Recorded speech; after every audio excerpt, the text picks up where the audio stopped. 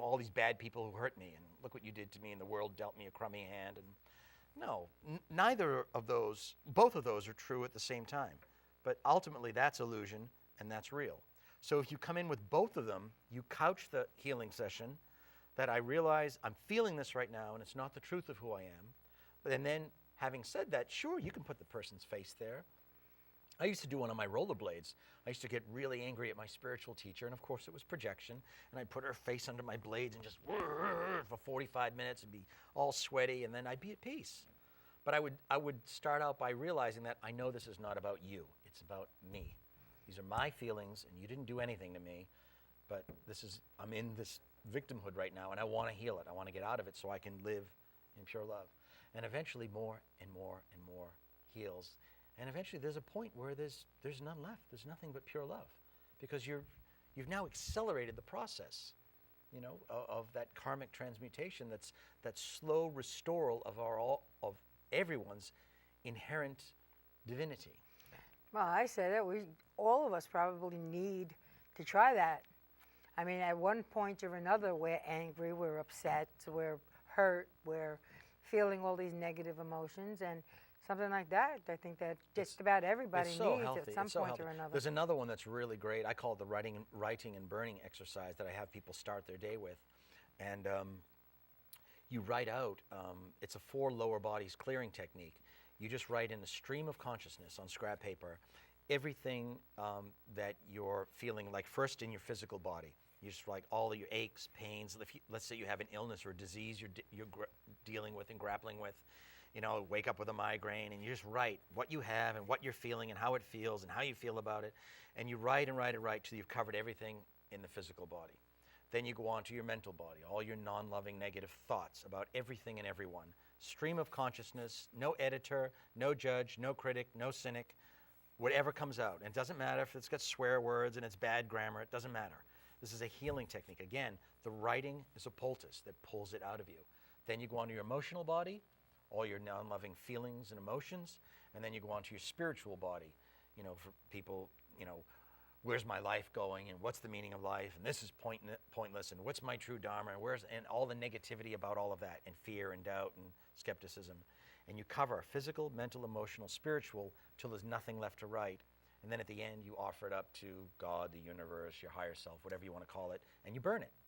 We just have, outside the buildings, we have these little funeral pyres so people can do fireplace or their fire pit outside. You light it and burn definitely go outside with it if you're going to burn it. Yeah, well, unless it goes in your fireplace. Well, that's true. And I'm telling you, it's so healing. Yeah. When I first started that technique, when it was taught to me, I used to write about 25 pages on a legal pad in the morning. But eventually, after a couple of weeks, it got down to 3 or 4 pages. And man, when that stuff burns, you feel it coming out of your body. And you feel just so much lighter, so much happier. So that's one that's just, that's to me is just paramount. That one's one that everyone should do. And the other ones, use the ones on different occasions that you gravitate toward, and different ones will feel better for different occasions. But these are healthy, wholesome ways to purify and transmute all the non-loving garbage that's inside of us. Without hurting another being. Without hurting, or an animal, or a plant, or anything. Or anything. Yeah, and it's just, but because the point we're making about feeling and healing is, those feelings are in there. To deny them is going to make you sick. It's going to give you headaches. It's going to give you, I have this one, I know 2 people who are very close to me. When they suppress their feelings, actually I can think of a third, they get the most severe migraines of their whole life. I mean, they say they would rather take a bullet in the head because the migraine is so unbearable. They can't think. Rather die. They can't go to work. They say they want to die. They vomit for days. Oh boy. And it's all because of suppressing the feelings. And so you feel that would go away if they just let them out? They do, because eventually I'll get a hold of that individual and say, love, you're just not feeling here. What's really going on here? This is not about the migraine. Migraine is not why you're upset. It's the fact that you've suppressed your upset that you have the migraine. You get the cart before the horse. Right. Because the individual always says, I'm so upset, I got this migraine, I'm vomiting, and I can't go to work, I can't think straight, I can't read. It's like, no, you got it backwards. You got the migraine from suppressing your feelings. And do they know what they're upset about to begin with? Sometimes it takes work with people, because many people are so not in touch with their feeling body. I had a friend recently who was working with me, And I'd look at him, you know, and I can see people's auras and I can read their faces. And I looked at him, I said, do you have any idea how angry you are? You're so filled with rage right now. And he looked at me and he's got this soft kind of dull smile on his face. No, I feel fine. It's like, pal, you're just like soaking in rage. It's dripping off of you. Like you want to put your fist through a brick wall. He says, no, I feel fine, I feel fine. So some people have been so trained to suppress. Their teachers train them, their parents train them. You know, if you just say one thing out of line, you get a cuff in the back of the head, you get sent to the principal's office. We're just trained by society to suppress and deny and live in this state. And that's why we start getting our organs cut out at 40 years old, and by the time we're 70, if we even live that long, we look like a pool filter with hoses coming out of us and we're all chopped up. You know, if we had wholesome mental and emotional bodies, a human being, even today, with today's technology, could live 200-300 years easily in perfect health. Wow. That's just today. Well, I heard that our bodies were actually built with taking care of them. They're built to last about 120 years. Oh, that's easy. But no, there are people now. There's a region in China right now, and there's one in Russia too, where the average age in the community is 150. Wow. And there's a recorded case of one man in China who lived 262 in perfect health. Wow. He was 262 years of age when he passed. Yeah. And back in biblical days, if you remember, I mean, I'm not a big studier of the Bible, but there are many, many accounts of people who were in the hundreds of years. And then people want to know, is that mythical, is that allegorical? The truth is, people have often, and for all time and eternity, lived hundreds of years. But you look at how, remember I said our body is a sealed ecosystem, and everything that happens to it, we introduce. Well, look at today's day and age. 90% of what people eat are chemicals, pesticides, junk food, fried foods, dairy foods, you know, animal fat, which human beings can't digest, and no one seems to have discovered that yet. So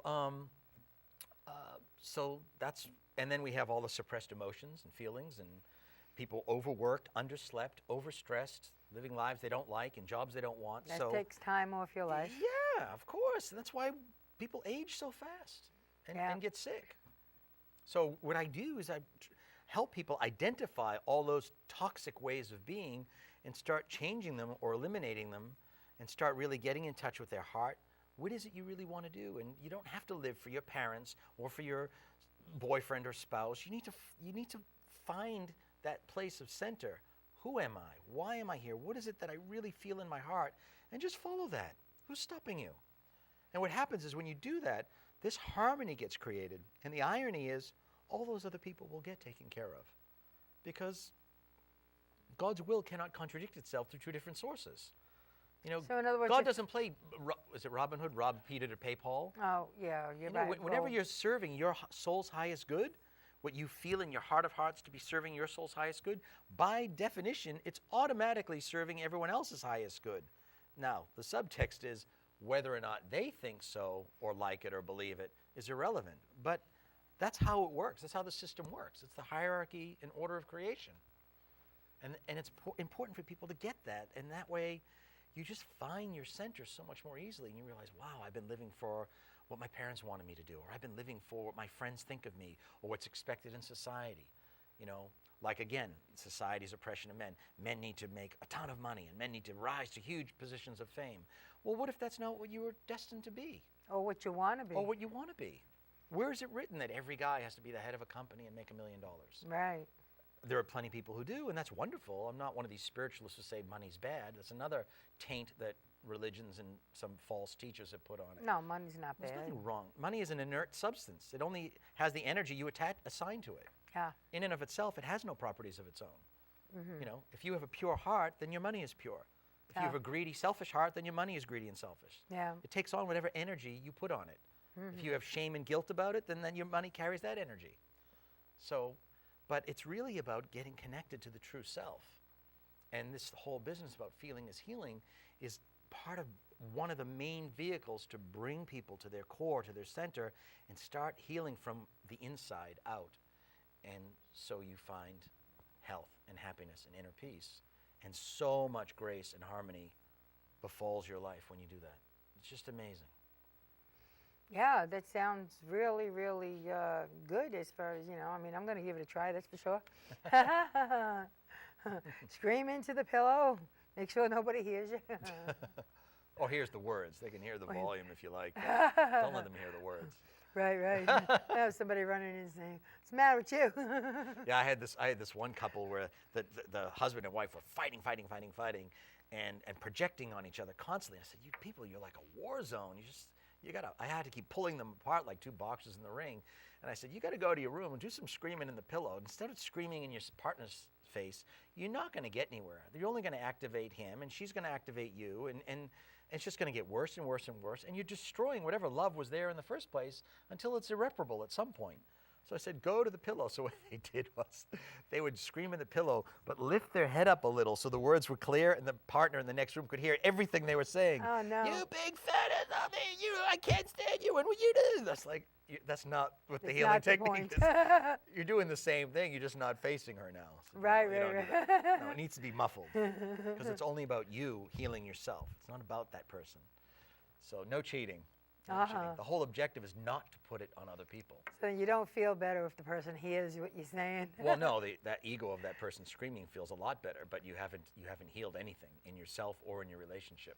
Yeah. Because you're still bashing the other person. Yeah. And that means you're still being a victim, and that means you're just a mouse spinning your wheels and getting worse. Yeah, we're going around the same mountain all the time. Yeah. Or people who pine and moan all day. Complaining about distress creates distress. It doesn't cure it. So what I'm teaching people is stuff to do about it that will transmute alchemically. A lot of people, when they come together to talk like they want to commiserate with friends, they'll just sit and pine and moan all night, but that's not really healing. They say they feel better, but then the next night they get someone else at the pub listening to the same story, because nothing's been healed. Right. And if you really pay attention to some of your friends, we all have friends who do that, who are the moaners, the complainers, and it just changes the face of the person across from you. You got the different drink on a different night with a different outfit, and the same song and dance is going and going and going, because no healing has happened. Complaining about distress creates distress. It does not relieve. Even though you think you feel better, you're feeling more better from the alcohol, which is avoidance and repression again. Yeah. You've just numbed yourself so you're not feeling, and the next day, now you'll feel worse and you'll have a hangover. Right. And no healing will have happened.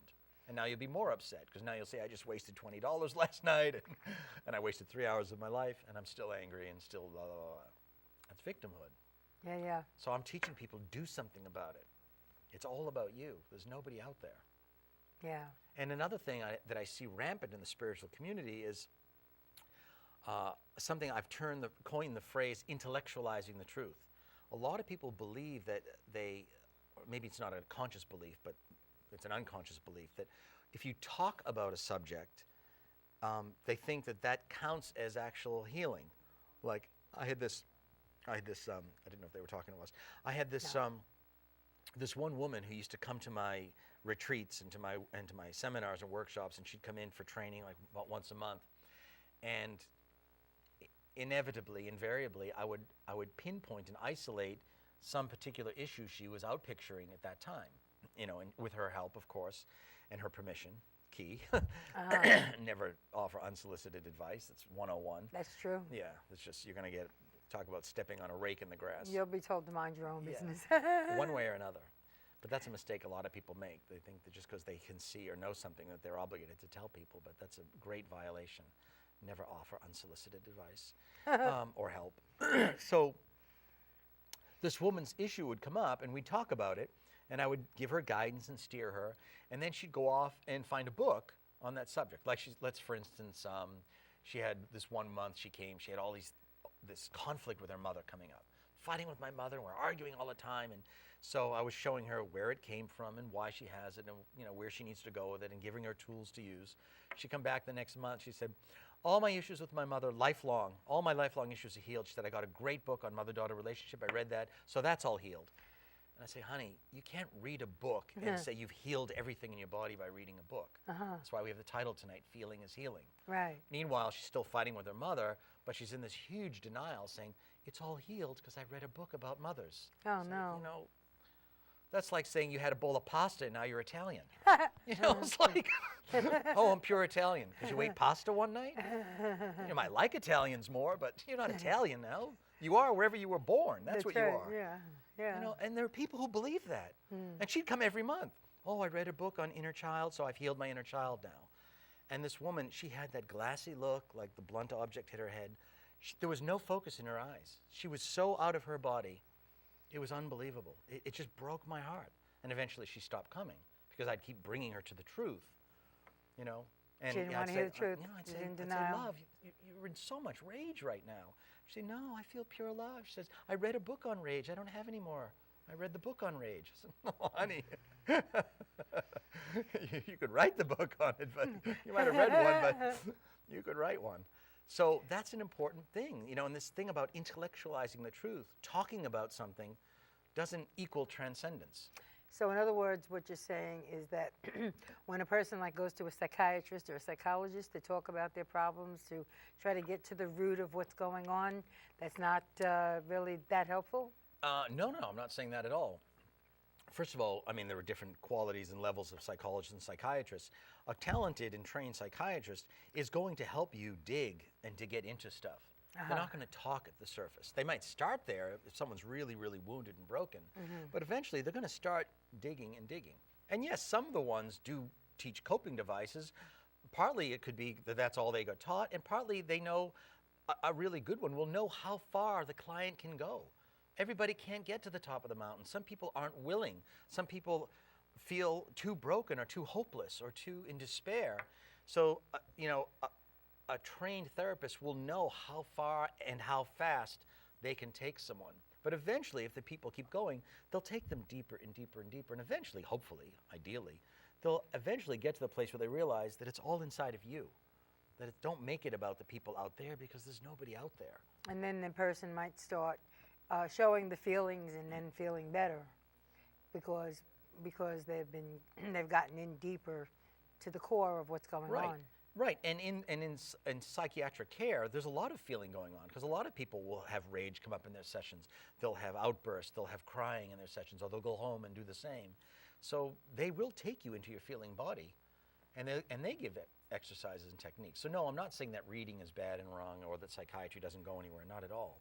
I'm saying intellectualizing, the process of just thinking about something by itself and not making changes in yourself. You have to, at some point, I can simplify it with a proverb. Gaining awareness is the access to power. Applying the awareness is the attainment of power. So books help you gain awareness of things. Psychiatrists and psychologists help you gain, and therapists and healers and teachers help you gain greater awareness of yourself. What's true about you, what's not true, authentic, inauthentic, distorted, not distorted.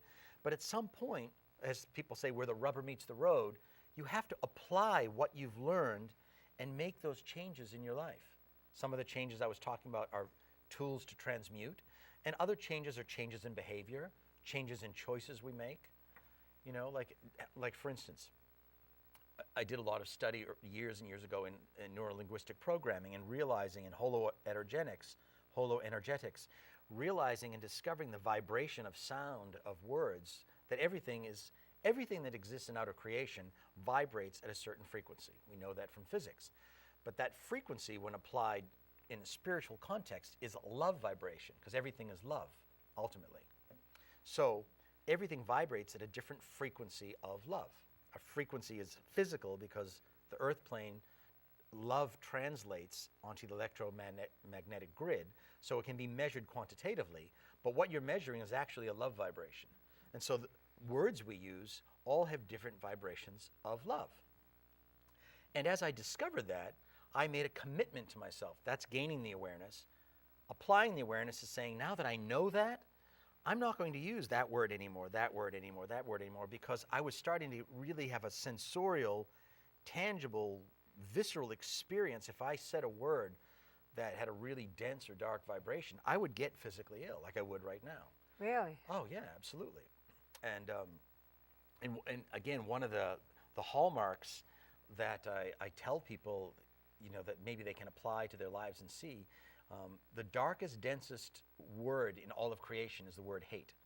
That is the darkest, has the lowest, darkest vibration of any word in existence, in any language. Wow. So I tell people, eliminate that word from your existence. Now, they say, well, what if I really can't stand something? Use a different word. Because when you use that word, you summon the darkest energy into your own physical body Wow. and aura. and you rent tears in your auric field, and demons can eat upon you. You actually suck demons into your body, which can give you migraines, cancers, all kinds of stuff. But you've done that to yourself. No one did it to you. So if something really disgusts you, say it disgusts me, or I abhor that, or I can't stand that, or it's the thing I like least in the world. But just don't eliminate that word from existence, because it's so dark. And pulls bad things towards you. Oh, it's just horrible. So that's where the application comes in. So you start learning these things, and it's the same with foods and with substances and with music. When I was in my training, the masters who trained me forbid us to listen to certain types of music if the vibration was so dense, because the whole process is about self-purification. And this stuff is all real. It's all based on actual quantitative physics. Yeah, I wonder about, sometimes you see kids driving in their cars and they have the music cranked up so loud that you probably hear it down the street, and most of it is music that's really not good music, like some of the stuff that they put out there these days are a lot of negative lyrics and lyrics with a lot of not so nice words in filth, them, and filth and stuff like that. And I said to myself, what are these kids going to become? Well, I have to say also, in fairness, there's a silver lining in that cloud. It is true. There's a lot of music younger people listening to that is pretty filthy and pretty dark.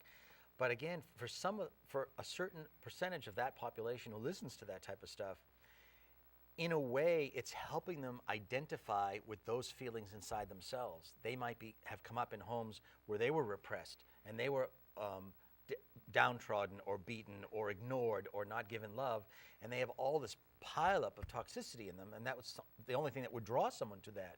Birds of a feather flock together. So people who are attracted to that music have those feelings inside themselves. So it creates an affinity.